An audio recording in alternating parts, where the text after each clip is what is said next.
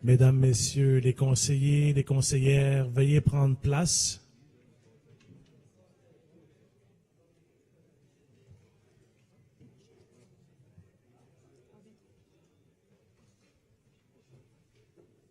La présidente, Madame Cathy Wong.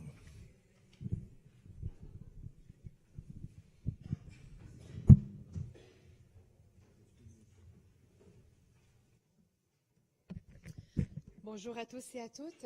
Avant de débuter, j'aimerais reconnaître que nous sommes sur un territoire autochtone millénaire, lieu de rencontre et de diplomatie entre les peuples ainsi que du traité de la Grande Paix. Nous remercions alors la nation Kanien'kehá:ka, les Mohawks, de leur hospitalité en ce territoire non cédé. Je vous invite à un moment de recueillement.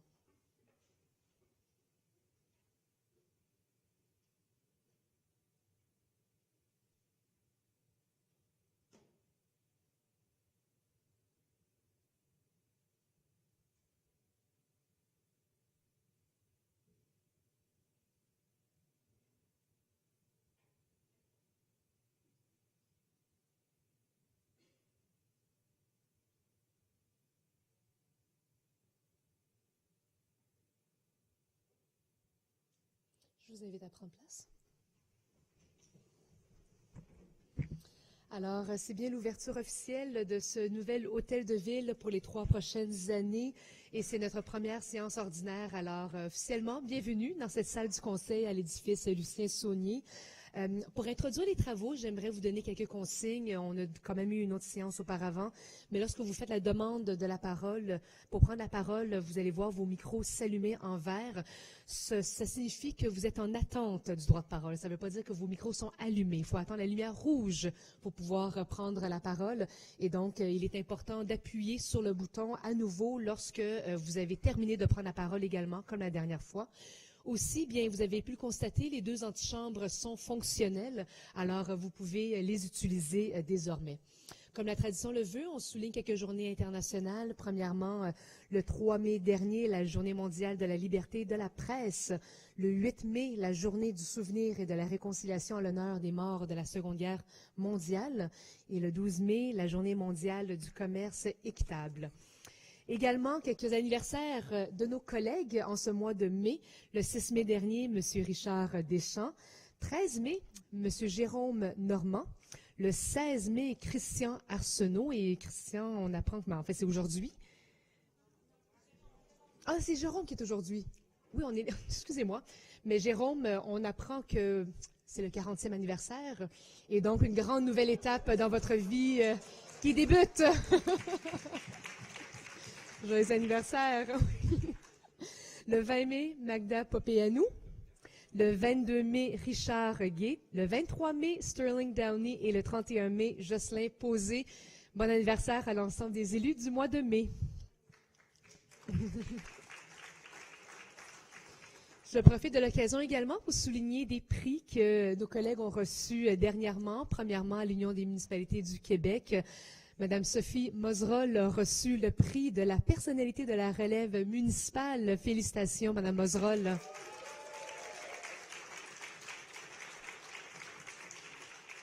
Et un prix également qu'a reçu l'arrondissement de Rivière-des-Prairies, Pointe-aux-Trembles, le prix Mérite Ovation municipale pour la navette fluviale vers le centre-ville. Alors, félicitations à toutes et à tous. Et en dernière note, nous avons appris le décès d'un ancien collègue, enfin un ancien conseiller de ville qui était élu entre 1990 et 1994, M. Pascal Comperchio, qui est décédé ce week-end. C'était d'ailleurs un des derniers élus sous l'équipe de Jean Drapeau. Et donc, nos pensées vont à lui et à toute sa famille. Alors, sur ce, nous allons démarrer la période de questions des membres du Conseil. Monsieur le chef de l'opposition, à vous la parole. Merci, Madame la Présidente. Comme beaucoup de Montréalais, Madame la Présidente, je suis préoccupé des sorties de la mairesse vis-à-vis du gouvernement du Québec. Avec ces attaques publiques auprès du gouvernement, la mairesse est en train de s'isoler, elle réduit son influence et elle perd de la crédibilité aux yeux du gouvernement. Depuis plusieurs mois, je la questionne sur sa stratégie avec Québec, mais j'ai beau répéter à plusieurs reprises que de se mettre à dos avec le gouvernement, ce n'a pas une bonne stratégie. elle continue à le faire. Que parle-t-on exactement à Québec, de Montréal? On parle du fait que la mairesse veut donner la leçon au ministre Bonnardel en répétant qu'il est déconnecté. On entend la ministre de la Métropole, Mme Rouleau, décrire les sautes d'humeur de Mme la mairesse. On entend même le Premier ministre Legault dire, et je cite, « Quel est le problème avec Mme Plante ?» Cela ne prend pas un stratège politique ou un psychologue pour comprendre de continuer avec stratégie de terre brûlée n'aura pas de résultat escompté. La mairesse s'isole, elle démontre un manque de jugement et fait plus de mal que de bien avec ses sorties publiques. Madame la Présidente, ma question est fort simple. Est-ce que la mairesse va reconnaître ses erreurs? Est-ce qu'elle va tirer des leçons des réactions du gouvernement? Est-ce qu'elle va corriger sa façon de faire avec le gouvernement du Québec? Merci. Merci beaucoup, Monsieur le chef de l'opposition. Madame la mairesse. Oui, merci beaucoup, Madame la Présidente. Écoutez, c'est parfois quand on se parle par médias interposés, parfois la ligne peut être brouillée. Mais vous savez comment fonctionnent les affaires gouvernementales, c'est-à-dire que les grands projets, au-delà des relations médias, au-delà des points de presse, ça se gère par téléphone, des rencontres, ça se gère par tout le travail de couloir qui est fait derrière. Et ce travail-là, il avance très bien. On l'a vu, entre autres, dans le dernier budget, où plusieurs des éléments, je pense à l'habitation, entre autres, où on a réussi à faire valoir à quel point Montréal avait des besoins et nous avons été entendus. Alors, je pense que ce qui est important, c'est de rappeler, c'est que j'ai été élue, les Montréalais m'ont choisi afin de défendre leurs intérêts au niveau de la mobilité, au niveau de la lutte au changement climatique, l'environnement, l'habitation, le développement économique, et c'est ce que je fais. Je porte haut et fort la voix des Montréalais et des Montréalaises qui m'ont choisi. Et j'étais à l'UMQ en fin de semaine et je peux vous dire une chose très importante qu'on n'entend pas beaucoup dans les médias, c'est à quel point Montréal n'est pas isolé, à quel point Montréal est au diapason avec les autres municipalités du Québec qui, elles aussi, revendiquent plus de transport en collectif, revendiquent qu'on s'occupe des changements climatiques, qu'on soit plus résilient, qui veulent de l'habitation qui répond aux besoins de leur population. Alors, je sais que le chef de l'opposition est un fervent et plutôt en faveur du statu quo, mais moi, ce que je souhaite, et c'est pour ça qu'on m'a mandaté comme mairesse de Montréal, c'est de défendre les intérêts des Montréalais et Montréalaises et de porter leur voix pour amener des changements structurants ici, pour maintenant, mais également pour le futur. Merci, Madame la mairesse. Monsieur le chef de l'opposition.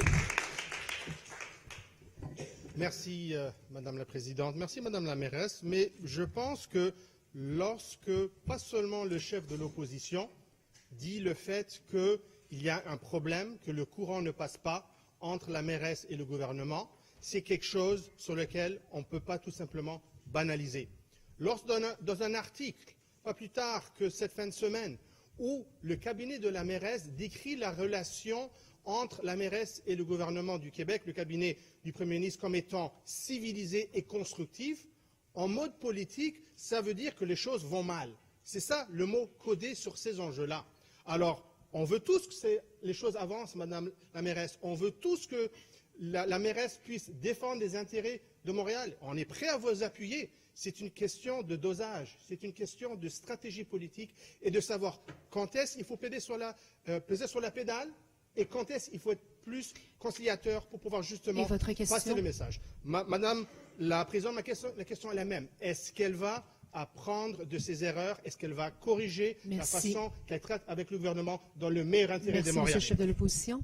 Madame la mairesse, à vous la parole.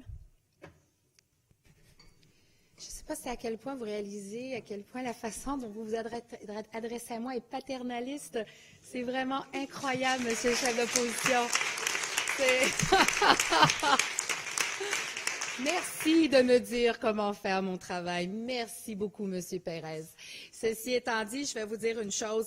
Il y a une femme du milieu des affaires pour qui j'ai énormément de respect, une femme très influente ici, qui me dit un jour, et elle le disait à plusieurs reprises à son équipe, et elle disait ceci. Quand on a de l'ambition, ça veut dire qu'on est prêt à ne pas plaire à tout le monde. Quand on a de l'ambition, ça dérange parfois. Et moi, vous savez quoi? J'ai de l'ambition pour Montréal. J'en ai beaucoup. Et donc, ça veut dire que je suis prête à ne pas faire toujours l'unanimité. Et ça, je vais le faire toujours avec cette idée, toujours constructive d'amener les intérêts des Montréalais et Montréalaises qui m'ont choisi, qui ont choisi Projet Montréal pour dire oui, on veut défendre les sujets qui nous interpellent. Le transport collectif, c'est important pour nous. La lutte au changement climatique, c'est important pour nous et je vais le défendre, ces intérêts-là des Montréalais et Montréalaises avec fierté. Madame la mairesse. Merci beaucoup. La parole à Madame la leader de l'opposition. Voilà, c'est rouge. Merci beaucoup. Allez-y. Bon après-midi à tous. Alors, Madame la Présidente, depuis l'arrivée au pouvoir du gouvernement de la CAQ, plusieurs projets de loi ayant des impacts majeurs pour Montréal ont été mis en branle. Chaque fois, nous nous retrouvons devant une politique mur à mur où Montréal, la métropole du Québec, est considérée comme toutes les autres villes. Madame la Présidente, en décembre 2016, Montréal a signé avec le gouvernement du Québec l'entente Réflexe Montréal. Une des dispositions de cette entente est la prise en considération dans l'élaboration des lois, des règlements, des programmes, des politiques, des directives qui la concernent, des spécificités de la Ville de Montréal relativement à son statut particulier de métropole. Or, au cours des derniers mois, l'administration ne s'est pas levée pour réclamer le statut de Montréal, le statut particulier au niveau du Réflexe Montréal. Le projet de loi sur l'immigration, le Réflexe Montréal n'a pas été demandé. Même chose pour la question du cannabis. On verra pour le projet sur la laïcité, le projet de loi sur la laïcité. Et là, Madame la Présidente, quelle surprise, l'administration demande le Réflexe Montréal pour le projet de loi sur l'industrie du taxi. Alors, question à Madame la mairesse, quel est le facteur déterminant pour demander le Réflexe Montréal? Pourquoi refuser de le faire systématiquement? Merci, Madame la leader. Monsieur Caldwell, à vous la parole. Merci, Madame la leader de l'opposition. Faites bien de rappeler que, sans gêne, nous avons réclamé le Réflexe Montréal dans le cadre des consultations sur le projet de loi 17, parce qu'il y a une particularité quant à la planification de la mobilité à Montréal, quant à l'industrie du taxi, où 60% de l'industrie du taxi est à Montréal. Et ce réflexe-là, c'est un outil qu'on a, qui nous permet justement de sensibiliser le législateur lorsqu'il y a des conditions particulières dans l'industrie du taxi. C'est particulièrement frappant pour qu'on intègre à l'intérieur de leur agenda législatif, de leur disposition législative, toutes les données qu'il faut. Nous sommes très fiers de l'avoir invoqué dans ce cas-ci et nous ne nous gênons pas pour le faire dans d'autres occasions. Merci. Madame la leader de l'opposition.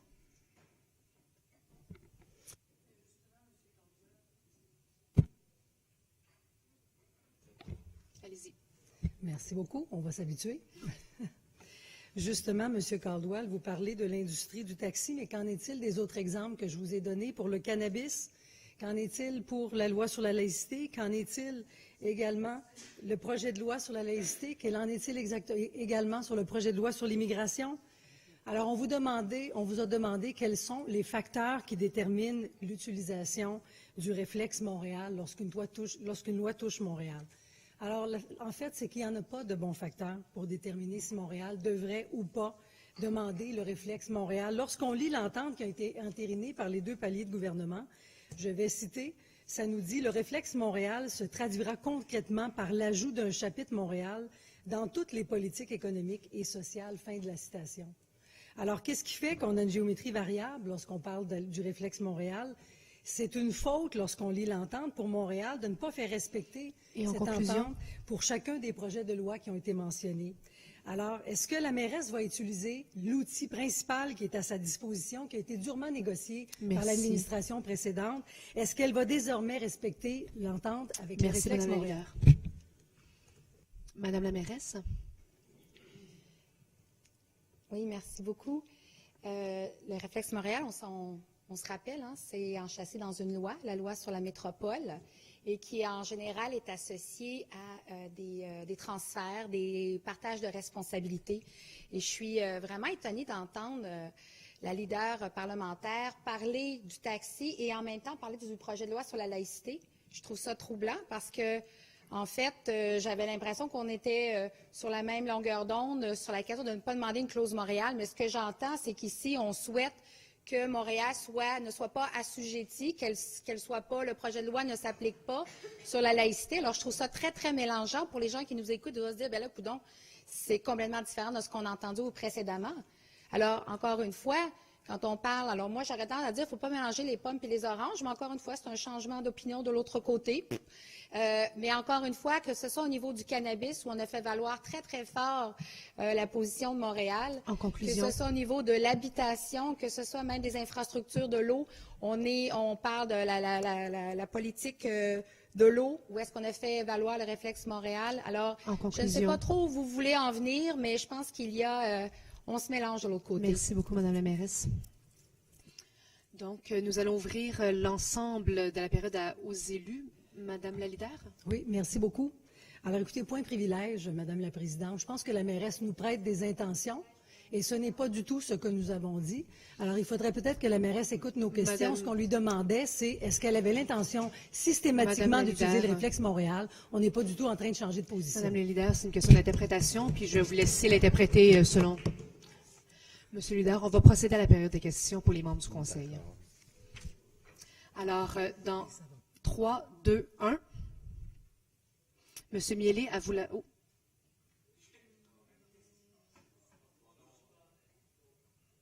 Est-ce que, Monsieur Miellé, vous avez pesé sur le bouton? Oui. Bon, il y a peut-être un petit enjeu au niveau de la liste, mais Monsieur Miellé, allez-y, j'ai vu votre nom au début. Les boutons ne marchent pas? Ça va, donc. Mais allez-y, M. Miellé, puis je vais laisser l'équipe technique. Lorsque vous pesez sur le bouton, vous devez voir le micro s'allumer en vert. Alors, si vous avez pesé et votre bouton n'est pas en vert, faites-moi signe. M. Miellé. Merci, Madame la Présidente. Alors, Madame la Présidente, l'OCPM a déposé son rapport sur les voies d'accès au Mont-Royal il y a une dizaine de jours. Si je peux résumer, l'OCPM n'a pas une opinion très élogieuse du projet de pilote de l'administration en place et de celle, évidemment, du maire du plateau Mont-Royal. En effet, le projet pilote s'est fait au détriment des parcours alternatifs. L'accès à la montagne était plus complexe. La sécurité et la cohabitation des usagers n'ont pas été améliorées. Je me permets de citer la présidente de l'OCPM, Mme Olivier. Les résultats du projet pilote sont peu concluants sous les aspects de la circulation, de l'expérience des usagers et de l'amélioration de la sécurité. Fin de la citation. Le rapport parle aussi d'une planification hâtive, avec des objectifs imprécis et communiqués maladroitement. Fin de la citation.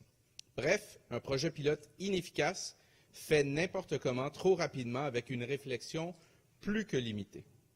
Madame la Présidente, ma question pour la mairesse, reconnaît-elle que son projet pilote était un échec? Reconnaît-elle aussi et peut-elle une fois de plus nous assurer que le chemin de plaisance recommandé par l'OCPM sera bel et bien mis en place par l'administration? Merci, M. Miellé. Madame la mairesse, à vous la parole. Le projet pilote, un échec hors de question. Savez-vous qu'il y a 75 % moins de véhicules qui ont roulé? Est-ce que vous savez qu'il n'y a pas eu d'accident cette année sur le Mont-Royal? En fait, l'année dernière, ce n'est pas un échec, ça, c'est une réussite. Je suis très satisfaite de ce qui a été mis de l'avant, parce qu'on aurait pu faire une consultation sans trop de paramètres. Et au contraire, on a proposé quelque chose. Parce qu'encore une fois, je vais le redire jamais assez, nous, le statu quo, pas question. Puis, pas question non plus de jouer avec la sécurité. Je suis extrêmement fière des données qui sont ressorties d'ici. Je suis contente que ça a été la consultation la plus populaire de l'histoire de l'OCPM et que les Montréalais ont dit haut et fort, on la veut, notre montagne, on l'aime. Et pour votre deuxième question, est-ce qu'on va faire un chemin de parc? Évidemment.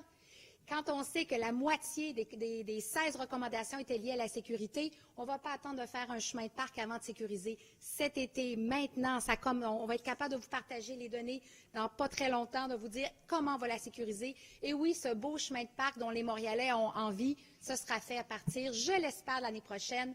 Mais en attendant, la sécurité, ça, jamais, nous, on va la mettre en jeu. Jamais, jamais, on n'attendra pas qu'il y ait d'autres accidents. Merci. Merci beaucoup, Madame la mairesse.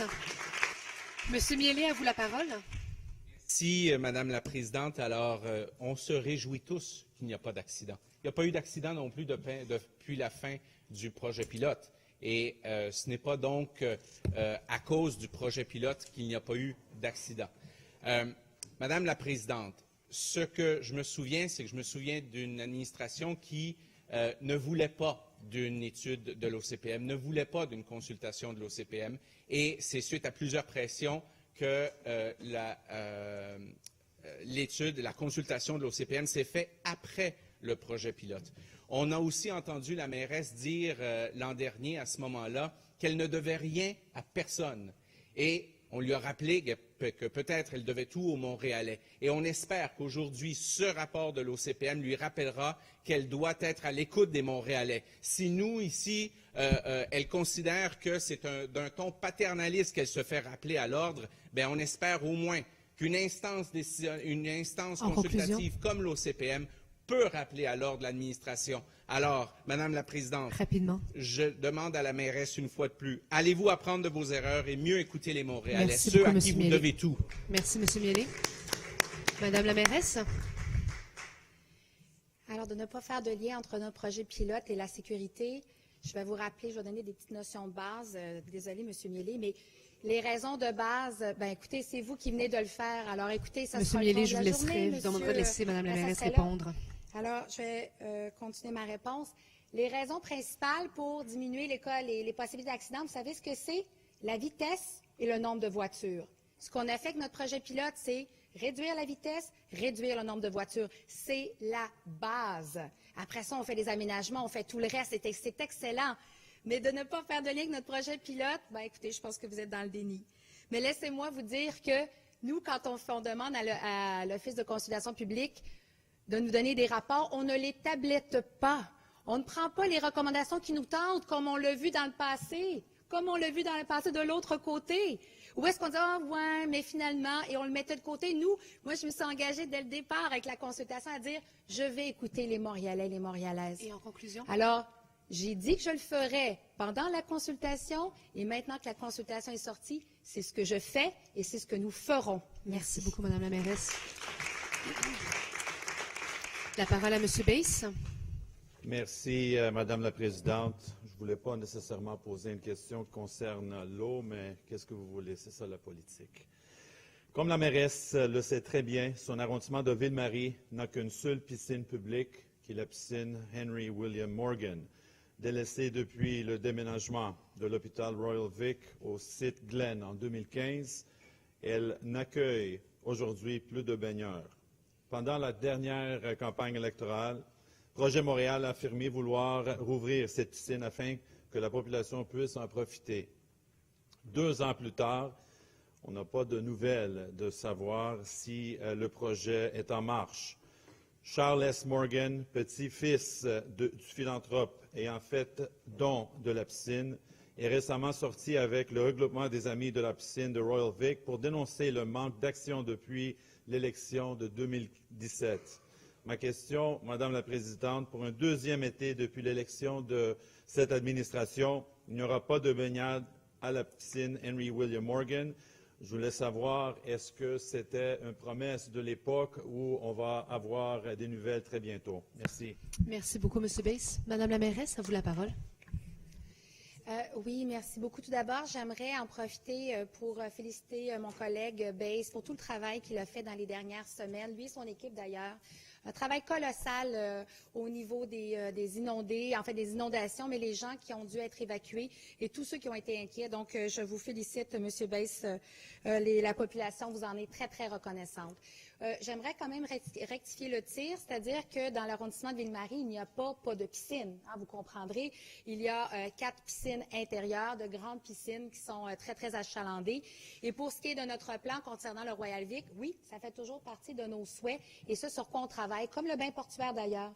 Autant d'éléments sur lesquels on travaille. Et pour vous donner rapidement la situation pour le Royal Vic, on pourra le faire plus en long et en large, mais c'est vrai que la négociation avec le site en tant que tel, avec le gouvernement du Québec, comme le Royal Vic, comme un site excédentaire, amène des problématiques au niveau du terrain et de la réhabilitation de la piscine. Mais moi, j'ai toujours dit, le Mont-Royal, on doit toujours augmenter sa fréquentation et faire en sorte qu'on lui donne plus d'espace, plus de terrain. Alors, le Royal Vic, pour moi, ou la piscine doit être associée au Mont-Royal et on a bien l'intention de continuer à travailler sur ce projet-là. Merci. Merci, Madame la mairesse. Monsieur Baisse, votre deuxième question. Oui, très brièvement, c'est juste pour savoir, parce que j'attends que le projet est en marche.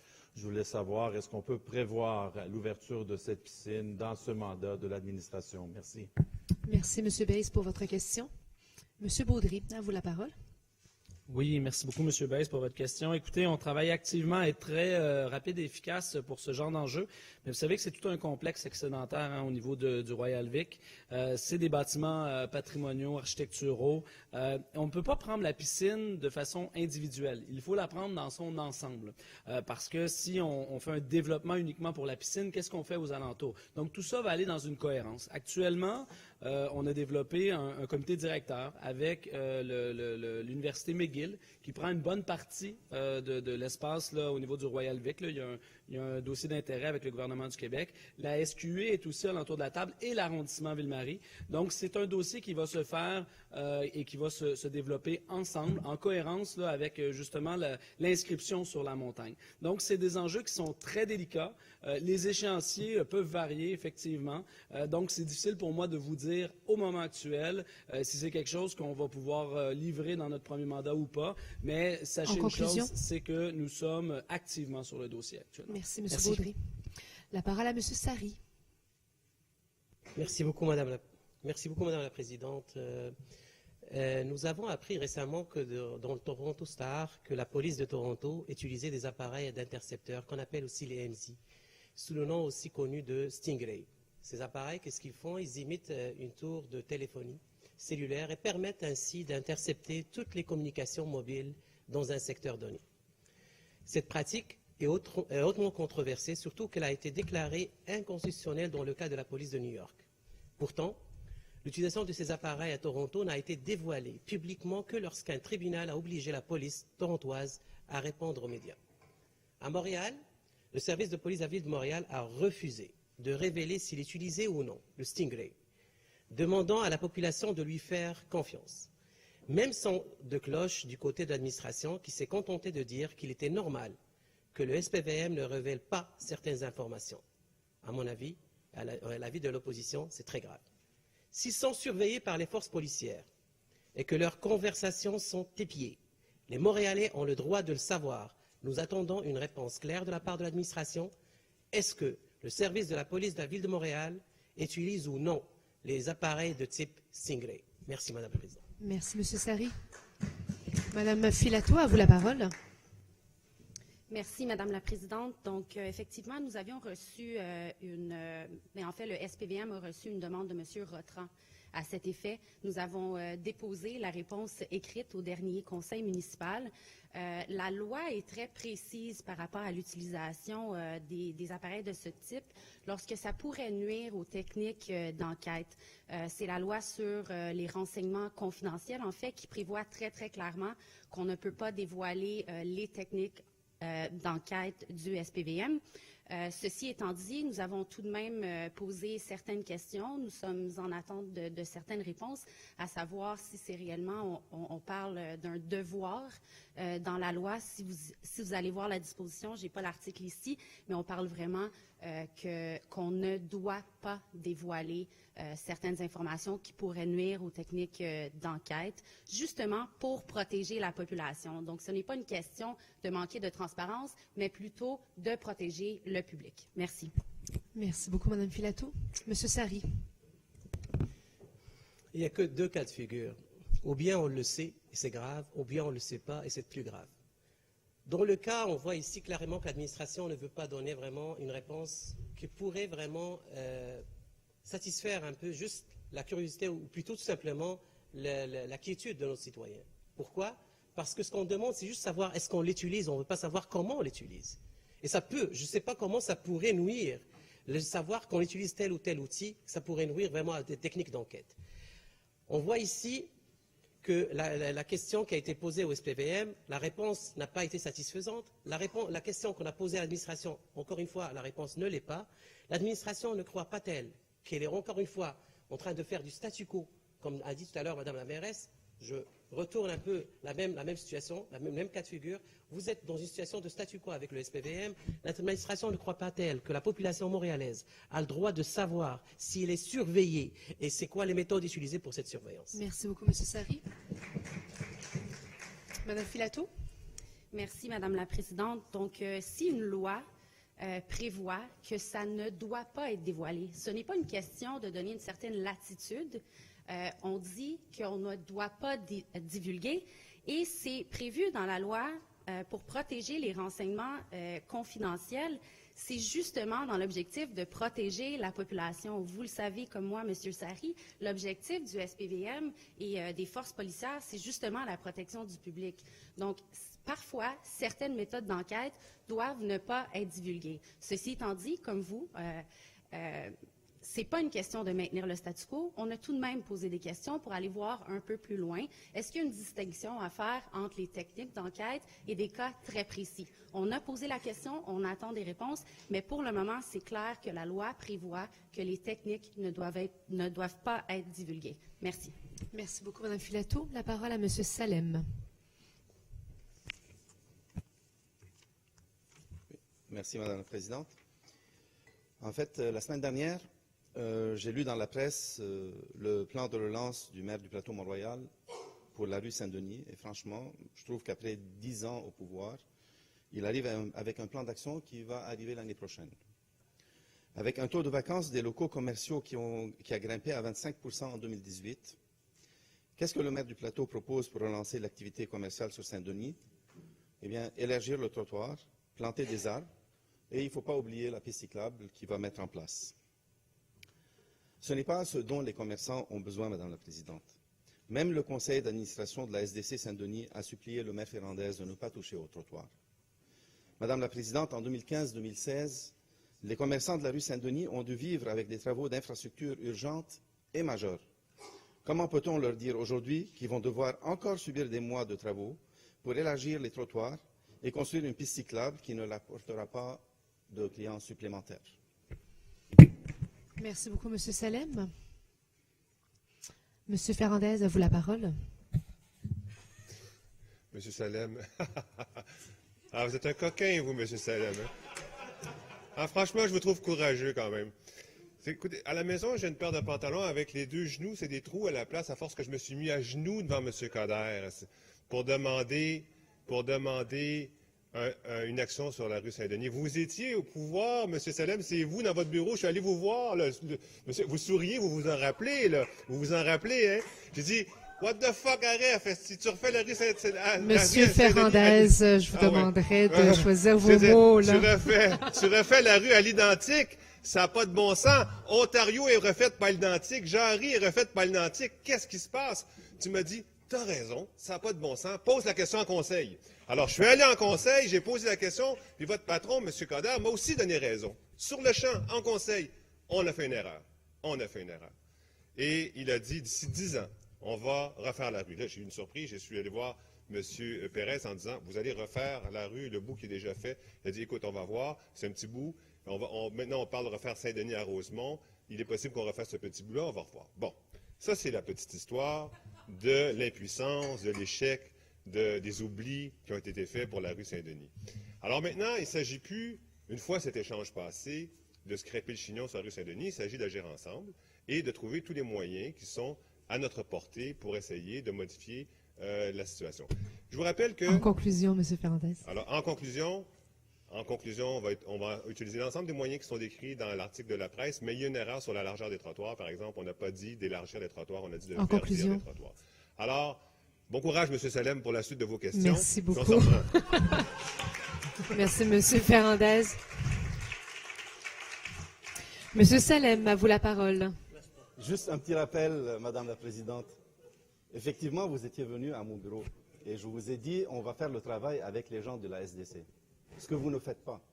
On a été avec M. Pourbet dans le temps et on a décidé qu'avec lui, on va faire le travail. Et c'est justement pour ça qu'il y a eu un projet qui était supposé revenir avec la SDC, l'implication de la SDC. Vous êtes un parti qui aime beaucoup les consultations publiques. Pourquoi vous ne le faites pas cette fois-ci avec la SDC et vous leur dites au moins combien de places de stationnement vous allez enlever? On sait déjà quand vous allez mettre une petite piste cyclable qui est là, quand vous allez avoir des élargissements ou verdir les trottoirs, vous allez certainement toucher aux places de stationnement. Est-ce que vous pouvez répondre au moins à la question que vous n'avez pas répondu à la presse? Combien de places de stationnement vous allez enlever pour mettre toute cette infrastructure nouvelle? Merci, M. Salem. M. Ferrandez. Je me demandais aussi pourquoi vous ne posiez pas de questions sur le stationnement. D'habitude, c'est juste là-dessus. Mais non, ce n'est pas encore déterminé pour le stationnement. Les mesures les plus efficaces, ça va être des mesures, je pense, d'investissement dans les façades, de prames, de changement d'usage, de changement de... Il y a l'Institut des sourds-et-muettes aussi qu'il faut reprendre, un magnifique édifice. Il y a énormément de travail au-delà du simple stationnement et de la circulation. Et pour ce qui est de l'infrastructure, la demande principale de la SDC, on les a rencontrés, la SDC, à plusieurs reprises. Ils ne sont pas contents d'être sur une rue qui a ce volume de circulation-là, ce bruit-là, cette pollution-là. Ce qu'ils recherchent, c'est un peu de calme. Et en verdissant les trottoirs, ça pourrait aller dans ce sens-là. Alors, c'est pas déterminé pour le stationnement. C'est un cocktail de mesures qu'il va falloir mettre en place. Merci, M. Ferrandez. C'est déjà la fin de la période de questions des membres. Désolée, Mme Black. Mme la leader. Alors, nous allons demander une prolongation de 15 minutes appuyée de mon collègue Francesco Miele. Parfait. Alors, nous poursuivons. Mme Black, à vous la parole.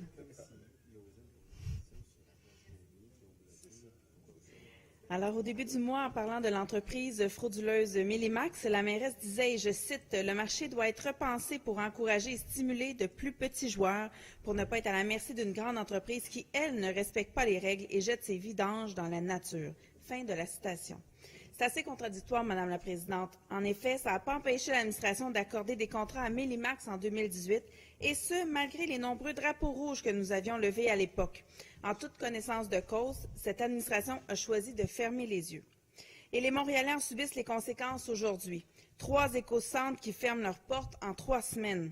Combien d'autres vont fermer? L'administration ne peut blâmer qu'elle-même. Ma question est la suivante. L'administration pourrait-elle répondre à de telles contradictions et surtout dire aux Montréalais quel est son plan de match pour répondre à une situation plus que problématique? Merci, Mme Black. M. Parenteau, à vous la parole.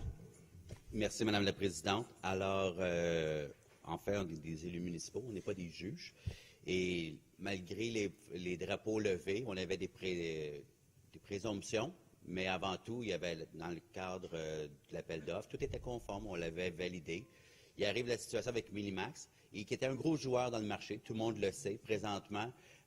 Puis on a même eu présentement des questionnements avec la caution, qui est Intac Assurance, qui nous a fourni un autre fournisseur qui avait la capacité de venir prendre le contrat. Malheureusement, il s'est avéré que le fournisseur qui était proposé, il y avait un lien familial avec celui qu'on voulait sortir. Et maintenant, on doit travailler avec des plus petits fournisseurs qui sont aussi très sollicités. Heureusement, on travaille très fort avec les équipes présentement pour avec des solutions qui vont venir pallier la situation entre l'appel d'offres et qu'on vote le nouveau contrat. Entre les deux, présentement, on a préféré fermer certains centres pour s'assurer que les gens ne soient pas pris à aller à l'éco-centre revenir sans savoir si c'était ouvert ou pas ouvert. Mais à court terme, on devrait présenter une solution qui, somme toute, devrait tenir la route pour les prochaines semaines, les prochains mois d'ici à ce qu'on vote le nouveau contrat. Alors, on est là-dessus. Merci, M. Parenteau. Mme Black. L'administration s'est à chaque fois déchargée de toute responsabilité en évoquant, et je cite, une situation hors de contrôle. Et on entend aujourd'hui que la situation est celle-là et qu'elle ne changera pas dans les prochaines semaines, qui y travaillent. Mais en même temps, qu'est-ce que les Montréalais font en attendant? Ils doivent se rediriger à d'autres endroits et c'est très problématique. Alors, je tiens à rappeler qu'Ensemble Montréal avait proposé en 2018 une motion et un amendement au règlement de gestion contractuelle, des propositions que Projet Montréal a rejetées. Avec un tel fiasco, est-ce que l'administration va apprendre de ses erreurs et enfin modifier le règlement de gestion contractuelle comme nous l'avions proposé il y a déjà 1 an? Merci, Mme Black. M. Parenteau. Merci. Alors, juste pour revenir au règlement de gestion contractuelle, Au niveau d'une proposition, à l'époque, on avait dit, mais s'assurer au niveau d'une caution. En fait, nous, présentement, le contrat est donné et c'est légalement, présentement, c'est la caution qui doit nous fournir un fournisseur, ce qu'elle n'arrive pas à faire en ce moment. Nous, ce qu'on fait, nonobstant que le fournisseur, la caution, qui n'est pas capable de nous fournir ça, on est en train de pallier à d'autres. Alors, on s'était protégé, on s'était quand même... mais il y a un joueur qui est énorme, puis il faut quand même pallier à ce joueur-là. Et maintenant, on va avec plusieurs petits joueurs. Alors, c'est la question. Mais non, il n'y a pas de fiasco. C'est simplement une situation malheureuse, mais on va s'assurer de pallier à la situation. Merci beaucoup, M. Parenteau. M. Perry, à vous la parole. Alors, merci, Madame la Présidente. Jeudi dernier, pendant les assises de l'UMQ, le Premier ministre François Legault a affirmé que son gouvernement n'aurait pas de marge de manœuvre pour la durée du mandat et que les municipalités du Québec devraient gérer les attentes dans le cadre de la renégociation du pacte fiscal. C'est plutôt inquiétant.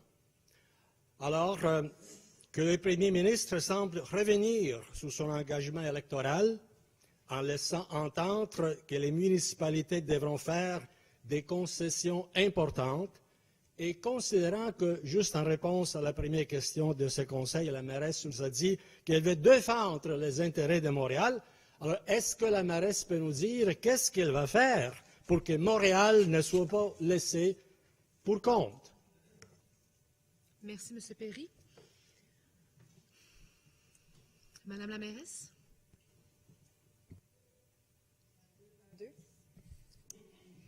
Alors, je pense que ça démontre bien, c'est un bon exemple, la négociation du pacte fiscal, à savoir à quel point ça touche l'ensemble des municipalités. Et c'est vraiment un dossier sur lequel on doit travailler en équipe. Et c'est le travail que je m'efforce à faire comme mairesse de Montréal, mais également comme présidente de la CMM.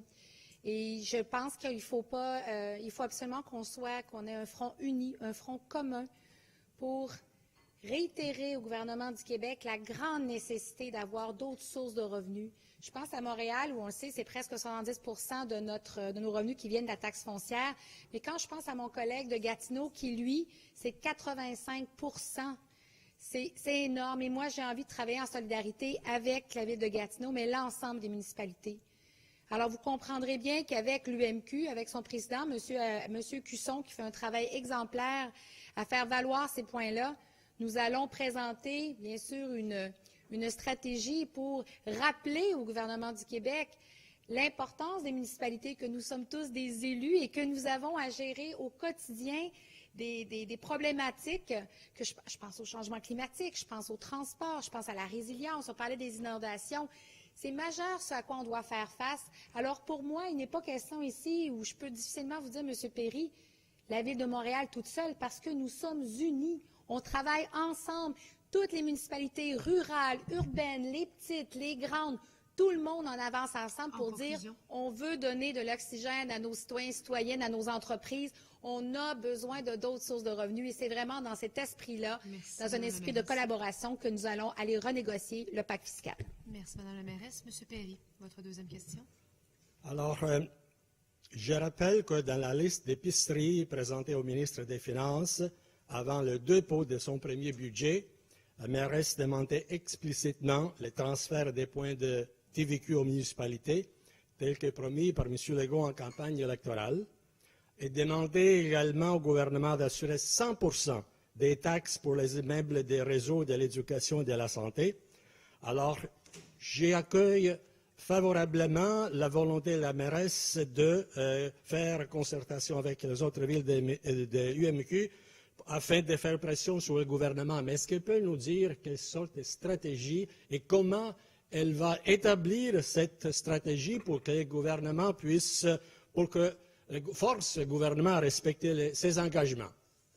Merci beaucoup, M. Perry. Madame la mairesse.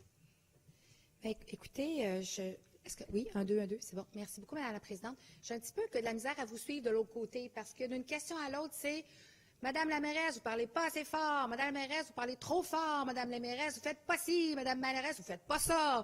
Écoutez, je veux dire, moi, je suis là pour défendre l'ensemble des Montréalais et Montréalaises, bien sûr, avec des sujets de prédilection. mais le pacte de l'UMQ, ou du moins la renégation du pacte fiscal, c'est quelque chose qui se fait avec l'ensemble des municipalités. Et moi, ça, j'y tiens. De la même façon que comme président de la CMM, je défends les intérêts des autres municipalités de notre grande région métropolitaine parce que nous sommes une grande région. Alors, dans ce domaine-ci, j'ai bien l'intention de parler de Montréal, mais les exemples que nous vivons à Montréal au niveau du pacte fiscal ou les problématiques liées à cette dépendance démesurée envers les taxes foncières, les autres municipalités les vivent aussi. Et je vais porter, à titre de mairesse, à titre de président de la CMM, mais comme Pierre québécoise, l'ensemble des revendications de toutes les municipalités du Québec. Merci beaucoup, Madame la mairesse. La parole à Monsieur Rotran. Thank you, Madam President. My question today is for Rosanne Filato. I did not speak to Mr. Sari, but we have essentially the same question. I think Montrealers have the right to privacy. They have the right to the expectation of privacy. They have the right to believe that they are not being snooped on in public places. And they have the right to believe that if the police are using new technologies, that there are safeguards and reasonable reporting mechanisms and civilian oversight. And they have to know that elected officials as well are controlling the process.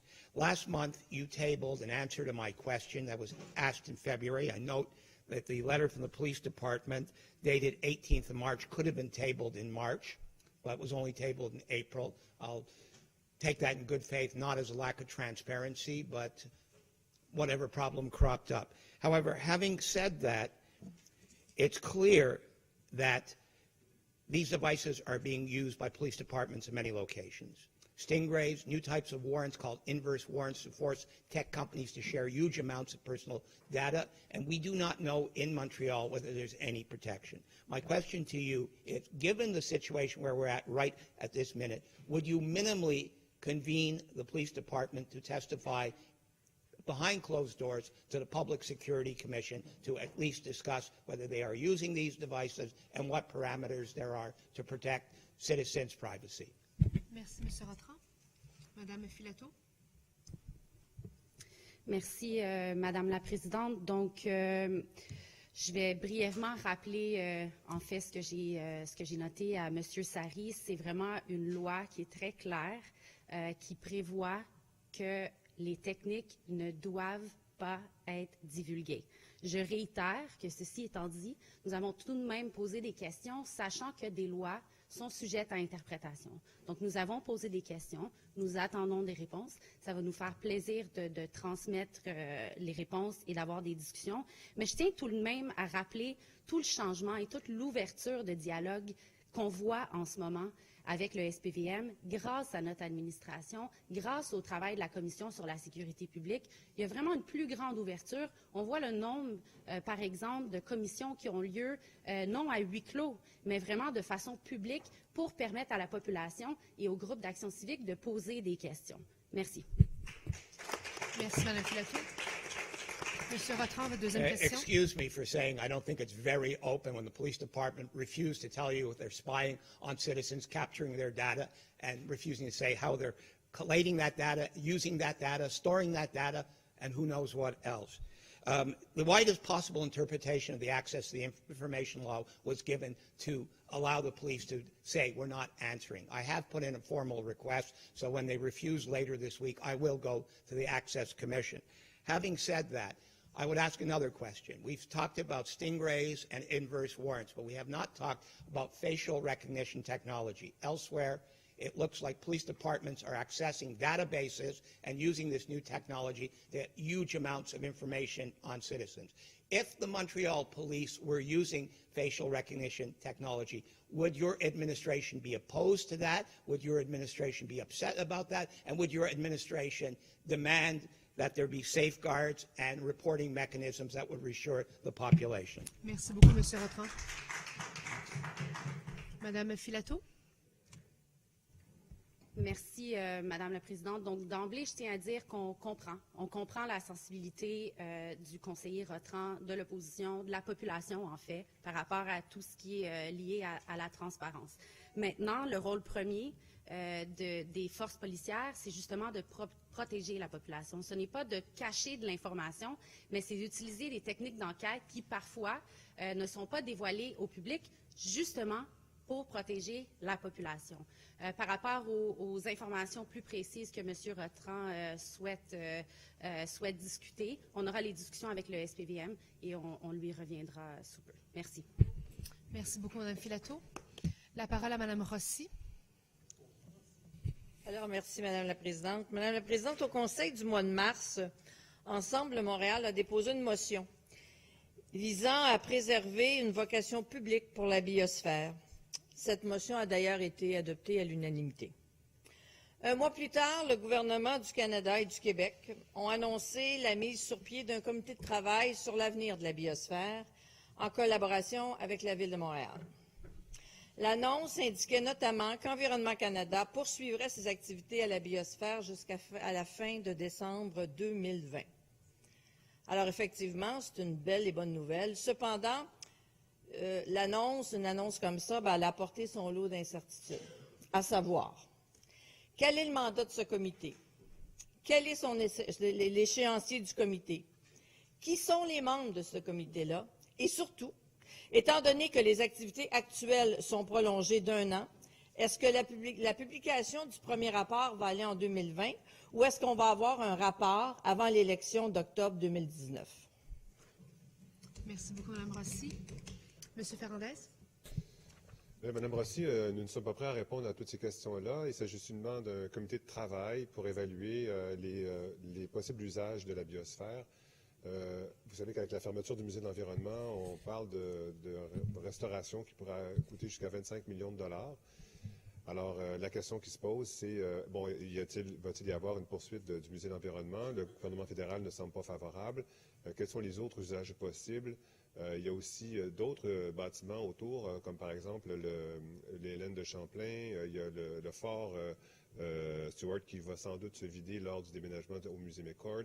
Donc, on réfléchit à la possibilité d'un campus. On est vraiment dans le travail. On n'est pas dans le compte-rendu public ou dans l'évocation de scénarios à cette étape. Merci, M. Ferrandez. Mme Rossi? Alors, dans une telle circonstance, est-ce que l'administration peut s'engager à inclure un représentant de l'opposition, un élu de l'opposition, dans les discussions avec le gouvernement fédéral, provincial au sujet de la biosphère? Est-ce qu'on peut faire partie de la game, comme on peut dire?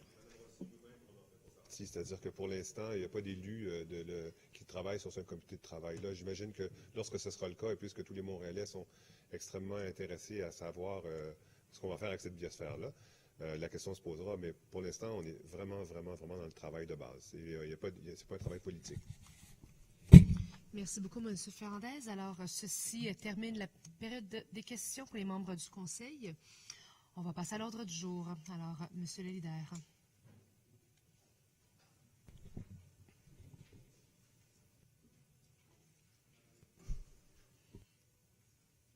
Non, pas besoin de peser sur le... Oui, allez-y. Pas besoin? Bon, très bien. Alors, Madame la Présidente, au chapitre 3, à l'item 0301, c'est l'adoption de l'ordre du jour de l'Assemblée ordinaire du Conseil municipal avec un ajout en 7-11 d'une décision du bureau de l'inspecteur général qui vous a été envoyée par courriel. Et comme toujours, comme c'est une obligation légale, il n'y a pas besoin de consensus pour l'ajout du point.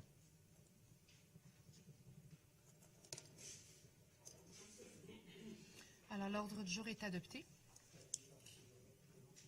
Oui, bien sûr. Comme toujours, Monsieur le greffier et Madame la Présidente, je serai appuyé par Monsieur Doré. En son absence, je deviendrai appuyé par Monsieur Ouellet. Cette clause a été ajoutée, exactement.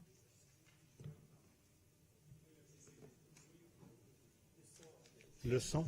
Oui. Est-ce que ce serait possible d'augmenter un petit peu le volume du son? Moi aussi, j'entends mal.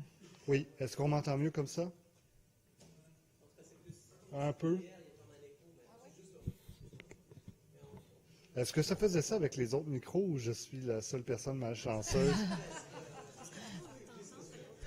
Oui, c'est ça. On vous dira. Ou c'est parce que je suis la seule personne que vous voulez vraiment entendre, étant donné que j'amène les points à l'ordre du jour. Allez-y, Monsieur le leader, on vous écoute. Alors, ça va bien? Ça va mieux comme ça, hein? Même moi, je l'entends mieux. Merci. Parfait. Alors, à l'item 302, on approuve le procès-verbal de l'Assemblée ordinaire du Conseil municipal tenu le 15 avril 2019. C'est approuvé. À l'item 303, on approuve le procès-verbal de l'Assemblée extraordinaire du Conseil municipal tenue le 28 avril 2019.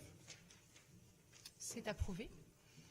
À l'item 304, on approuve le procès-verbal de l'Assemblée extraordinaire du Conseil municipal tenue le 3 mai 2019.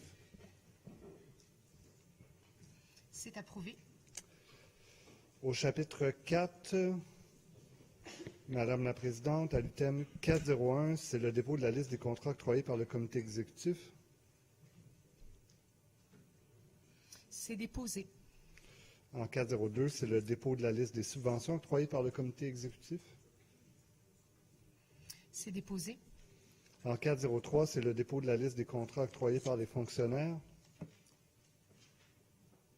C'est déposé.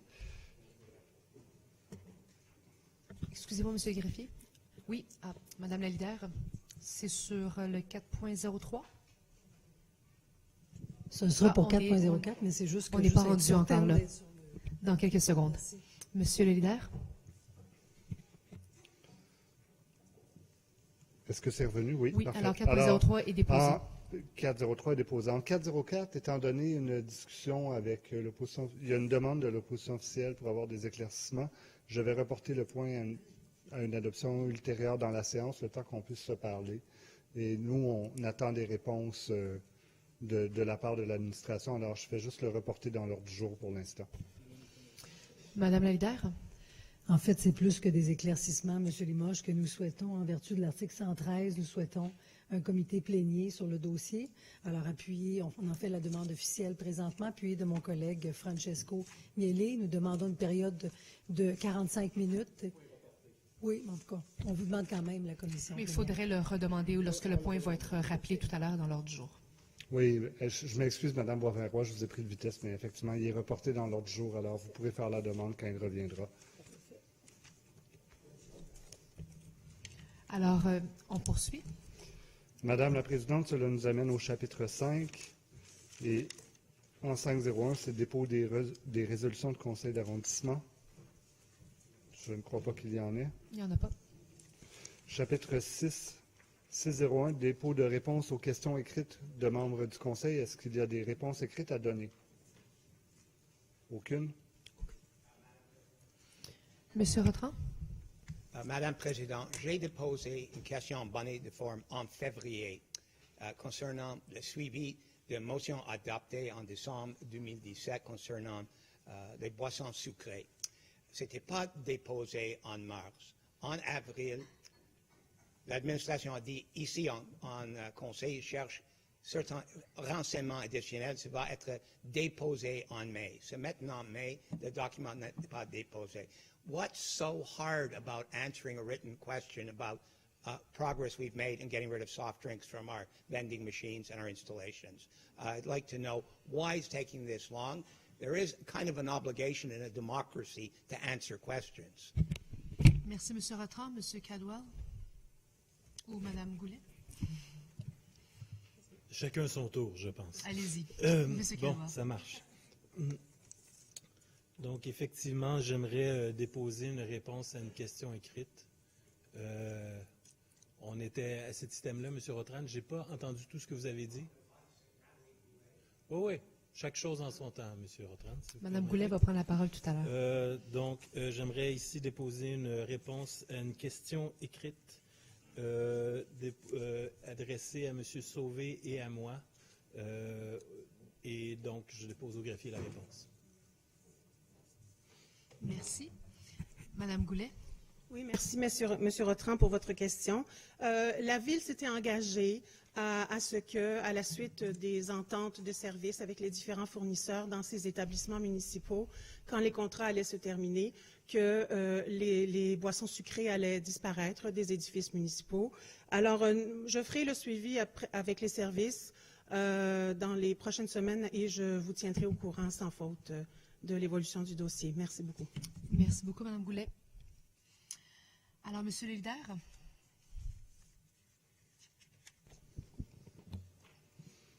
Madame la Présidente, cela nous amène au chapitre 7 de l'ordre du jour. Et je propose de réunir les items 701 à 705. En 701, c'est le dépôt du rapport de l'Assemblée ordinaire du Conseil d'agglomération du 18 avril 2019. En 702, c'est le dépôt du rapport de la consultation publique tenue par l'OCPM en amont de l'élaboration du plan directeur d'aménagement et de développement du parc Jean-Drapeau. En 703, c'est le dépôt du rapport financier consolidé vérifié de la Ville de Montréal et du document reddition de comptes financières pour l'exercice terminé le 31 décembre 2018. En 704, c'est le dépôt du rapport financier 2018 consolidé de la STM, conformément à l'article 139 de la Loi sur les sociétés de transport en commun. Et en 705, c'est le dépôt du rapport annuel 2018 de l'Office de consultation publique de Montréal. Merci beaucoup. Monsieur le leader, Monsieur de Souza, à vous la parole. Merci, Madame la Présidente. Madame la Présidente, mon commentaire, c'est au sujet 7.03. On voit, avec le dépôt des états financiers, que l'économie de la Ville de Montréal va bien et le secteur immobilier donne au carburant à l'économie tout entière et rend l'exercice de l'équilibre entre les revenus et les dépenses beaucoup plus facile. Madame la Présidente, cette situation favorable explique fortement des surplus des états financiers qui sont déposés aujourd'hui. Toutefois, sans étendre, nous avons quelques observations, quelques questions sur les états financiers. Si je peux tirer l'attention sur les surplus, les droits de mutation ont été sous-évalués par rapport à l'année dernière, Madame la Présidente, qui crée un surplus beaucoup plus gros qu'il ne devrait être. Le revenu en imposition des droits sont de 106 444 000 $ au-dessus du budget présenté, responsable alors de 46,61 % de la surplus budgétaire. Or, les revenus d'imposition des droits étaient sous-estimés, disons, volontairement. L'année 2017 montrait des revenus de 265 882 en imposition des droits. Aucun signe de ralentissement du marché immobilier ni de l'économie montréalaise n'était visible. C'est 55,3 millions de différence, Madame la Présidente. Si l'administration avait budgété autant de revenus que l'année dernière, que son surplus sera de 51,1 millions, soit 24 des surplus totaux, et cette surplus est donc gonflé de 24 %. D'autant plus que cette surplus est possiblement due à une précipitation des promoteurs qui veulent à tout prix voir leur projet se construire avant le 20-20-20 qui s'en vient, qui va frémir l'industrie, comme on le sait. Quand regardez les dépenses, Madame la Présidente, pour atteindre des chiffres de 228 millions de surplus, il fallait que parallèlement, la Ville dépense moins. L'administration actuelle a dépensé moins qu'il était prévu au budget. En effet, 58,3 millions de moins que prévu en incluant l'agglomération. L'addition des sommes économisées grâce à des retards dans les plans de l'administration est importante. Ce 58,3 millions de dépenses en moins n'est pas dû à une meilleure optimisation des ressources, Madame la Présidente. 55,6 millions sont attribuables à des reports ou des retards des plans d'administration. Voici en quelques mots quelques rapports, quelques retards. Rapport de souscription d'une suite bureaucratique infonuagique dans le cadre du bureau de projet Bureau de demain et un système informatique infonuagique pour les ressources humaines. Rapport temporaire d'un l'audit des bâtiments afin de réévaluer le plan d'action. Rapport de plusieurs interventions des usagers en vue de l'enfouissement des câbles et du déplacement des poteaux en arrière de l'eau des projets de conversion. Retard dans le programme de réparation ponctuelle d'égouts. Retard de la construction de l'écran d'étanchéité et l'usine prévue au passif environnemental de la Pointe-Saint-Charles. Et pour ne nommer juste ceux-là. Si certains affichent des déficits comme la culture ou le service des grands parcs, ceux-ci pouvaient être épongés par d'autres. Toute somme, des états financiers qui balancent, mais ce qui révèle plus comme une entreprise de communication mariant sous-évaluation des revenus et retard des travaux.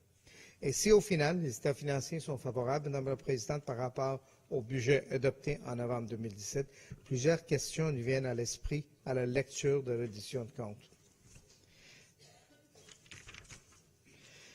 Madame la Présidente, je veux juste aussi tirer l'attention à la question du moins de subventions gouvernementales. Dans le document de présentation pour les consultations budgétaires, l'administration a demandé systématiquement si elle devrait demander plus d'argent au palier gouvernement supérieur. Toutefois, c'est 33 millions de moins que les gouvernements supérieurs ont remis à la ville et à l'agglomération. Et dans le budget consolidé, c'est plus que 197 millions de dollars qui sera rentré de moins dans les coffres de la ville de Montréal provenant des gouvernements. En manière avisée, le budget 2018 de la ville et l'agglomération avait été plus modeste que le revenu de 2017, compte tenu qu'il avait engendré des célébrations de 375e de Montréal. Il y a toutefois même 11 millions de moins de transferts que prévu budgétaire. Et pour l'année prochaine, dans un contexte où les relations entre le mairesse et Québec sont déficitaires, de bons sentiments, il sera prudent de ne pas surestimer des prochains transferts dans le budget 2020. Merci, Merci, M. Mme la Souza. Présidente. M. Miele, à vous la parole. C'est sur quel point? Madame la Présidente, j'interviendrai plutôt sur le 702, soit le rapport de l'OCPM en amont de l'élaboration du plan directeur du parc Jean-Drapeau. Alors aujourd'hui, Madame la Présidente, ce que l'on peut remarquer de par le dépôt de ce rapport, c'est que la consultation publique sur l'avenir du parc Jean-Drapeau, ce ne sont pas moins que 7125 citoyens et organismes qui, d'une façon ou d'une autre, ont participé aux séances d'information, aux questionnaires en ligne, aux activités de terrain, qui ont déposé des opinions orales et ou écrites, soit 192 au total. C'est un excellent ratio. Nous sommes d'ailleurs heureux de voir que les Montréalais sont nombreux à participer aux consultations publiques, car c'est important et primordial. En étudiant les revendications de chacun, l'OCPM dépose aujourd'hui donc 20 recommandations. Ce qui ressort de manière globale, c'est que la population tient à la richesse des activités culturelles, musicales et sportives qui leur sont proposées dans le parc. Ce qui ressort aussi, c'est l'envie de voir augmenter la fréquentation des Montréalais au parc, tout en valorisant la vocation de nature qui lui est propre. Les Montréalais veulent pouvoir profiter d'un parc dont le calme et les paysages se suffisent à eux-mêmes. Bref, il faut trouver un équilibre entre tous ces éléments et les recommandations de l'OCPM sont à cet effet très claires et pourront aiguiller, j'en suis certain, le travail de la Société du parc Jean-Drapeau dans sa rédaction du futur plan d'action.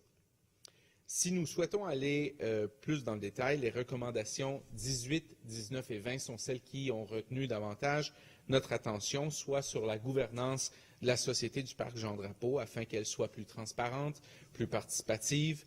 Et nous sommes donc tout à fait d'avis qu'une gouvernance participative devrait être instaurée. Une gouvernance incluant des acteurs concernés comme c'est déjà le cas pour le Mont-Royal, par exemple, avec la table de concertation du Mont-Royal. Ce sont des acteurs qui connaissent les réalités du parc Jean-Drapeau et qui pourront agir concrètement sur les différentes facettes du parc. Nous sommes particulièrement penchés sur la recommandation 19 qui indique, et je cite, « La Commission croit que l'institution qui gouverne sa destinée doit être publique et que ce grand équipement de la Ville de Montréal doit revenir dans le giron de l'administration municipale sous une forme transformée. » Fin de la citation. Et sur la recommandation 20, Madame la Présidente, qui indique, je cite, « Afin de transformer en profondeur les façons de faire du parc Jean-Drapeau et réussir un prochain plan directeur ambitieux, la Commission recommande que la Convention de 1996 soit mise à jour pour redonner plus de responsabilité à la Ville de Montréal et pour s'assurer de puiser au savoir-faire des services de la Ville, tant au niveau urbanistique qu'en transport, patrimoine, culture, gestion des projets. À date, la dite convention indique que c'est à la Société du parc Jean-Drapeau qui impute la responsabilité de mettre à jour son plan directeur. Il s'avère donc que pour la gouvernance de la Société du parc Jean-Drapeau, la Ville de Montréal a un rôle à jouer. Et lors de la présentation du rapport de l'OCPM en comité exécutif, M. le maire du Plateau s'est d'ailleurs engagé à travailler sur une nouvelle gouvernance sans pour autant donner plus de détails et nous espérons donc que l'administration tiendra son engagement. Je vais, parce qu'il me reste à peine une minute, je tiens à souligner deux points, c'est-à-dire. Le premier, c'est qu'il y a l'enjeu des cols bleus. qui n'est pas encore réglé. Donc, le 2 mai dernier, les cols bleus syndiqués du Parc Jean-Drapeau ont voté à 96 % pour l'adoption des moyens de pression, pouvant aller jusqu'à la grève illimitée. Ils dénoncent la précarité des 2 tiers des membres. Selon le syndicat, ce sont environ 180 cols bleus en situation précaire. Selon la société, ce sont 162 cols bleus non permanents. Contrairement à ce qu'a annoncé la Société du Parc Jean-Drapeau le 10 mai dernier, il n'y a pas eu d'entente de principe pour un renouvellement de la convention collective. Il reste à voir comment évolue ce dossier, à savoir aussi si la Société du Parc Jean-Drapeau sera prête pour entamer la saison estivale qui approche à grands pas. Aussi, et ça, c'est un peu plus inquiétant encore, dans l'article de la presse Plus paru la semaine dernière, nous pouvions voir des photos d'actualité sur lesquelles, sur les chantiers actuels des paddocks, la Société du Parc Jean-Drapeau, la Société évidemment du Parc Jean-Drapeau s'est engagée à livrer à temps. On a pu voir des conteneurs justement de Minimax dans les photos. Et on sait que Minimax étant sur la liste des fournisseurs d'Arena, ne peut pas être non plus un sous-traitant. Et donc, on demande des explications à l'administration pourquoi la Société du Parc Jean-Drapeau utilise les services de Minimax. Merci. Merci. Monsieur Salem, à vous la parole. C'est sur quel point? Oui, Madame la Présidente, moi je vais intervenir sur le point 7.03 et ça va toucher plus particulièrement les 21 millions de dollars non reçus de transfert. Monsieur, serait-il possible d'augmenter le micro de M. Salem pour bien l'entendre? Merci. Allez-y, M. Salem. Alors, Madame la Présidente, la Ville de Montréal prévoyait s'entendre avec le gouvernement du Québec pour 21,6 millions de dollars pour le développement économique. Il n'en est rien. Ces millions n'ont pas été transférés et coupent la Ville de revenus importants. On parle de report de l'adoption de la stratégie de développement économique 2018-2022 ou de difficultés de la mise en place d'un cadre juridique dans le volet développement économique de l'entente Réflexe Montréal. Est-ce que l'administration pourrait nous définir ce que sont les difficultés dont on parle? Pourquoi y a-t-il des reports qui privent la Ville de 21 millions de dollars prévus? On pourrait penser que l'administration ne soit pas arrivée à s'entendre avec le gouvernement du Québec. Nous ne voudrions pas supposer que la mauvaise relation de la mairesse avec le gouvernement du Québec soit responsable précisément de cette perte de 21 millions de dollars pour la Ville de Montréal. Est-ce qu'il y a encore des divergences de vues entre le gouvernement et l'administration, Madame la Présidente? 21 millions de dollars pour le développement économique de Montréal, c'est moins d'argent pour les commerçants, c'est aussi moins d'argent pour la recherche d'investisseurs et surtout, c'est moins d'argent qui circule à Montréal. En espérant que l'administration corrigera le tir et réussira à s'entendre avec le gouvernement le plus rapidement possible. Merci, M. Salem. Madame Boivin-Roy, à vous la parole. Merci, Madame la Présidente. Alors, sur le 7.03, on constate qu'il y a beaucoup moins d'investissements dans le programme Accès Logis. Et le programme Accès Logis est l'un des outils que possède l'administration pour agir dans le dossier des logements sociaux. Alors, Accès Logis fait partie, d'ailleurs, du volet financement du développement de logements sociaux et communautaires de la stratégie de développement 12 000 logements sociaux et abordables 2018-2021. Alors, il va sans dire que c'est un outil crucial pour la réalisation de cet objectif. Et par conséquent, l'administration doit y porter une attention particulière. On peut lire à la page 35 de la reddition de comptes financiers qu'on y voit en fait une diminution de 9,3 millions de dollars en contribution des paliers du gouvernement à la CMM et à la SHQ dans le programme Accès à Logis. Et on les lit précisément comme explication à la suite d'un nombre moins important de demandes et de retards dans les différents projets. Alors, bien sûr, nous allons demander des explications à l'administration à ce sujet. Qu'en est-il de ces demandes décroissantes et également des retards? Merci beaucoup, Mme Boivin-Roy. Monsieur Ferrandez?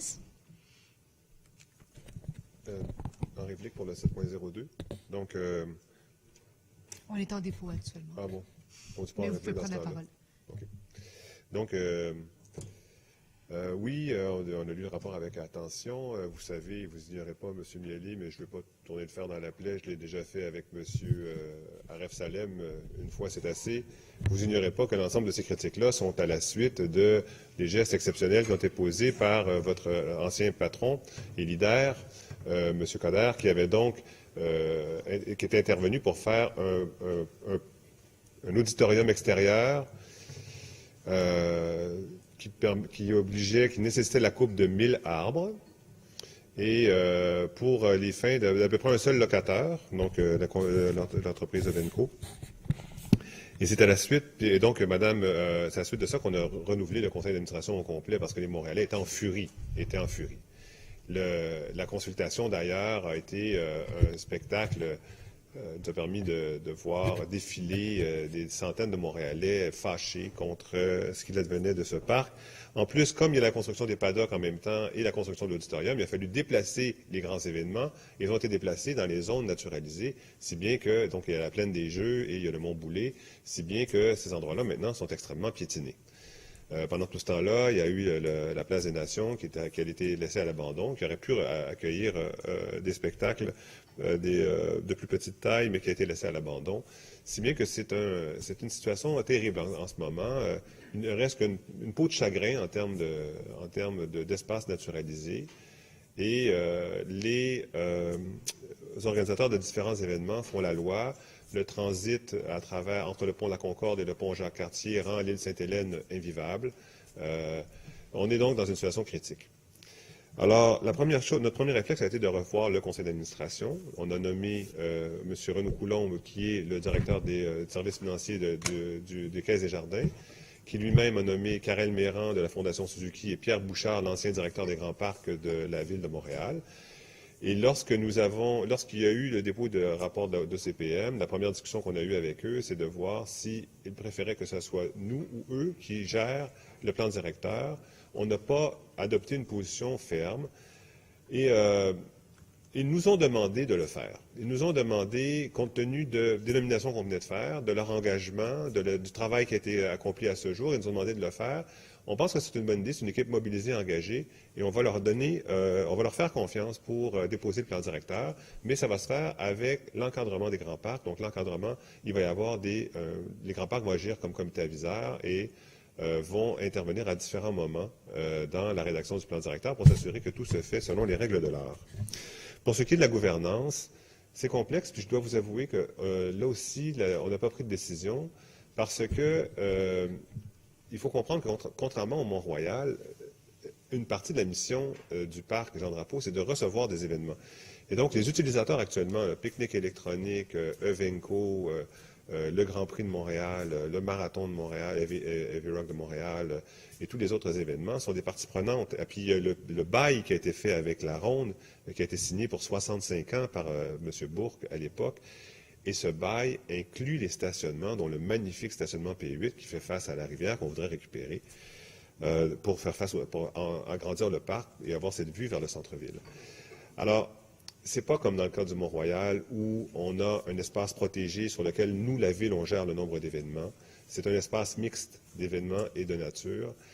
Et on va devoir réfléchir de façon plus approfondie pour déterminer comment pourrait se faire ce cadre de gouvernance-là, parce que les premiers à vouloir avoir leur mot à dire, ça va être le casino, la Ronde, Evenco, pique-nique électronique, les mêmes qui sont mis en cause par les Montréalais dans ce qui est devenu l'île, le parc des îles. Alors, si vous avez des bonnes idées, je suis toujours preneur. Moi, je suis toujours en réflexion. Merci beaucoup, M. Fernandez. Monsieur le chef de l'opposition, à vous la parole.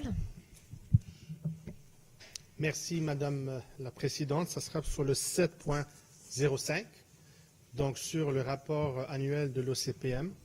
Je pense que ce qu'on peut conclure, c'est que la démocratie locale, participative et la consultation se portent bien à Montréal. On a pu constater qu'il y a eu une année bannière, que l'OCPM dévoile comme quoi elle a eu beaucoup de mandats, qu'elle a eu une bonne réponse de la part de la population à travers ces différents mandats, et que ça démontre à quel point qu'il y a des Montréalais qui sont très engagés, que leur ville leur tienne beaucoup, ils veulent s'exprimer. Je pense que c'est une excellente chose sur laquelle on peut tous se réjouir et il va évidemment saluer l'excellent travail de la part de l'OCPM sur ces différentes consultations. Il y a également dans la lettre de Mme Dominique Olivier, je dirais, non seulement une lettre d'ouverture, mais presque, je dirais, ça frôle un plaidoyer. Un plaidoyer à demander aux élus de la Ville de Montréal de réfléchir quant à l'évolution du rôle de l'OCPM sur les enjeux de consultation publique. Elle note, avec raison, comme quoi, au début de l'OCPM, ça fait 17 ans maintenant, comme quoi les mandats étaient vraiment strictement et largement centrés autour de projets immobiliers, sur des projets particuliers où il y avait un intérêt, une volonté de pouvoir se manifester.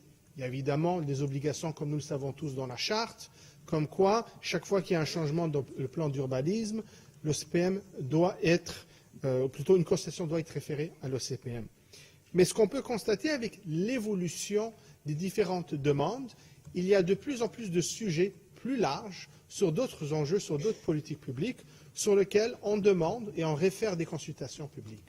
Ça nécessite une réflexion concernant les outils réglementaires ou autres qu'on devrait apporter et donner à l'OCPM. Elle soulève certains éléments, je pense, sur lesquels on va devoir se pencher éventuellement, principalement ce droit ou bien cette obligation de rétroaction. Est-ce que le Conseil de ville de Montréal, ou l'administration plutôt, à travers son comité exécutif, devrait répondre de façon formelle aux recommandations, au rapport de l'OCPM? Je ne suis pas convaincu, et si c'est le cas, de quelle façon? On pourrait évidemment réfléchir peut-être sur une obligation de répondre de façon peut-être générale, mais de le faire de façon ponctuelle sur chaque recommandation, peut-être oui, peut-être non. Moi, je trouve ça intéressant qu'on puisse trouver une opportunité, un forum pour pouvoir échanger sur cet enjeu-là. Je pense qu'il y a beaucoup d'implications. Nous savons très souvent que les recommandations, lorsqu'ils sont soumis au conseil municipal, à l'administration, des fois, ça peut prendre 6 mois, 1 an, même 2 ou 3 ans avant que l'administration prenne une décision sur ces enjeux-là. Il y a aussi une réflexion quant aux moyens, quant aux impacts financiers. Donc, je pense que, en principe et en théorie, le droit de rétroaction est quelque chose qui avantage la consultation publique. L'apport, ça permet une genre de suivi de la part des citoyens. Donc, c'était salué. C'est une question de trouver sous quelle forme. Et avec les différentes consultations, il y a évidemment l'enjeu de budget. À quelques reprises, notamment l'année passée, on a dû envoyer des crédits supplémentaires à l'OCPM justement parce qu'il y avait une demande. Il faudrait apporter une réflexion si on veut de façon statutaire avoir une augmentation du budget pour pas que l'OCPM ait l'obligation de revenir et pour maintenir son indépendance. Finalement, je pense que de plus en plus l'OCPM joue un rôle conseil, où différents services, différents arrondissements viennent pour justement poser des questions quant au processus, parce qu'à l'intérieur de leur arrondissement, ils ont des questions. Je pense que la ville doit réfléchir sur une capacité d'avoir cette expertise à l'interne. Une unité, une direction, un bureau, appelez-le ce qu'on veut, pour qu'on puisse justement avoir cette expertise à l'interne, peut-être au lieu de référer ces enjeux-là à l'OCPM. Donc, je partage mes pensées sur cet enjeu-là, puis j'espère qu'on aura l'opportunité, peut-être à travers un mandat, de pouvoir approfondir. Nous savons que très prochainement, l'OCPM aura l'obligation éventuellement d'avoir une consultation publique sur la nouvelle politique de participation publique. On sait que l'administration y travaille, on aura la chance d'y parler encore une fois. Merci bien. Merci beaucoup, monsieur le chef de l'opposition. 5 minutes exactement. Monsieur Caldwell, à vous la parole. Merci beaucoup, Madame la Présidente. On était en train de s'envoler, mais là, on a atterri, je pense. Alors, pour ceux qui nous suivent, les ventilateurs ont parti et ça faisait beaucoup de bruit. Écoutez, j'ai aimé la discussion amorcée par le chef de l'opposition. Effectivement, formellement, dans un processus, lorsqu'il y a, par exemple, une consultation en amont, la réponse au rapport de l'OCPM est souvent dans la prochaine étape du processus de planification. par exemple, si on fait une consultation en amont pour définir les orientations d'un PPU, la réponse de la consultation en amont sera l'intégration des recommandations lors du dépôt du PPU. Et lorsqu'il y a la deuxième consultation, dans un cas comme celui-ci, sur spécifiquement le PPU, la réponse au rapport de l'OCPM sera dans la modification et l'évolution de ce PPU pour adoption. Donc, il y a déjà un processus de rétroaction dans plusieurs cas pour les rapports de l'OCPM, mais c'est une demande répétée, effectivement, de l'OCPM qu'il y ait une réponse claire aux différentes recommandations. Ça pose quelques questions. Le chef de l'opposition en a invoqué quelques-unes. J'en rajoute une couche, l'aspect dynamique des réponses. Bien qu'un rapport soit situé dans le temps et qu'une recommandation soit fixée au moment de la publication du rapport, il peut y avoir, bien entendu, une évolution dans les réponses, dépendamment des opportunités, dépendamment de l'évolution du dossier. Donc, tout mécanisme de suivi devra nécessairement être dynamique. Et c'est des réflexions qu'on a et je suis content de voir qu'elle stimule aussi quelques-uns de mes collègues et on aura l'occasion d'en reparler. Merci beaucoup, M. Caldwell. M. Doré, à vous la parole. Merci beaucoup. Merci beaucoup, Madame la Présidente. Alors, sur les états financiers, c'est 703. Donc, en 703. On le sait, pour l'opposition, on fait un petit surplus, on ne sait pas gérer. On fait un gros surplus, on gère mal. Nous, en tout cas, on est très, très, très contents de cette première année complète sous les auspices de notre administration. Je pense qu'on a très bien géré. Je ne sais vraiment pas où prend les chiffres de mon éminent collègue sur les droits et impositions, mais il me semble l'avoir déjà vu jouer lui-même dans un film où il préparait un budget, et puis que finalement, une fois qu'on a fait les états financiers l'année qui suivait, il s'est rendu compte qu'il était nettement au-dessus finalement de ce qu'il avait collecté et qu'il avait prévu collecter en droit de mutation. Alors, je pense qu'à chaque année, là, c'est une appréciation qu'on doit faire, et on doit faire une appréciation qui soit la plus juste possible, en sachant que même s'il y a une tendance de fond avec l'immobilier, que c'est sage de faire en sorte que l'appréciation que nous faisons des entrées de fonds en droit d'imposition, donc sur la taxe de bienvenue, les droits de mutation, à un moment donné, si on fait une appréciation trop généreuse et on ne réussit pas à avoir la somme, on sera mal barré, et surtout si on prévoit pour les prochaines années comme ça un cadre financier. Alors, moi, je suis très à l'aise avec ce que nous avons fait comme appréciation, puisque si on regarde ce qui avait été prévu au budget 2017, c'était 181,8 millions de dollars, et ça s'est soldé par 265,9. Et puis le budget dans lequel que j'ai déposé l'année passée, on prévoyait 212,5. Et on est allé chercher 318,97. Donc, on avait augmenté l'assiette des droits d'imposition. On le voit là, 181,8, 212,5. C'est sur la même colonne. Fait que j'invite mon collègue à regarder ou à demander à un attaché politique là, de le regarder comme il faut. Je ne sais trop, mais en tout cas, c'est écrit en colonne. Fait qu'il me semblait que c'était clair. On est très content donc de dégager de ces surplus de 213 millions de dollars, parce que oui, il y en a une partie que c'est dû aux droits d'imposition, donc aux droits de mutation, plus qu'on est allé chercher davantage. Mais il faut comprendre également que là-dessus, il y en a une bonne partie qui sont des transactions de 100 000 et plus. Alors imaginez, là, on n'est pas dans des bungalows ou dans des siplex. Là. La facture de droit de mutation que vous recevez, c'est plus de 100 000 $. Il y en a pour 25,1 millions de ces sommes-là. Alors, c'est des grandes transactions, et de telles grandes transactions, ça ne se retrouve pas à chaque année. Alors là-dessus, je pense que l'appréciation était correcte. Mais si on regarde sur les montants, donc dans les droits et impositions générales, donc l'ensemble, il y en a quand même 36,6 qui viennent directement des arrondissements pour les permis de construction. Alors ça, ben, c'est dans chacun des arrondissements et on sait qu'ils ont été dans la RFA mis comme tels avec bien sûr un scénario de péréquation. Alors là-dessus, là, sur les 76 millions qui vont être retournés un peu plus tard dans ce conseil, bien, il y en a quand même 36,6 qui appartiennent aux arrondissements et qui sont des droits des permis de construction. Alors, je rappelle également que, donc, il y a une partie de ces surplus qui sont dus en droits de mutation plus élevés que ce qu'on prévoyait, mais il faut regarder aussi le contrôle rigoureux que nous avons fait des dépenses, puisque nous avons fait des économies de 125,9 millions de dollars. Et c'est ce qui était présenté là, donc, par mon collègue, si j'ai bien compris et bien entendu, comme étant, ben, on a comme économisé, là, ou quelque chose comme ça. J'étais peut-être un peu distrait, j'allais vérifier mes chiffres. Alors, mais si je n'ai pas bien compris, qu'on m'excuse. Mais nous avons fait un contrôle rigoureux de nos dépenses et on en est là. Alors, moi, je suis très content également des affectations qu'on va faire un peu plus tard en conseil.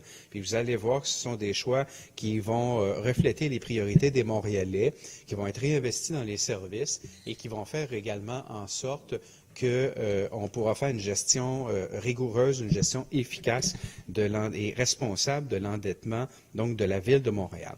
Alors, 213 millions de dollars qui sont le fruit d'une bonne année de gestion, qui ne sont pas le fruit du hasard. Et là-dessus, je tiens à remercier l'ensemble des gestionnaires, l'ensemble des membres de la fonction publique qui ont travaillé très fort durant l'année pour livrer des services, que ce soit à la Ville-Centre, que ce soit dans chacun des arrondissements, et qui ont permis qu'au-delà des chiffres, ce qu'on voit, c'est des réalisations, c'est du vrai monde, c'est des vrais services. Merci, Mme la Présidente.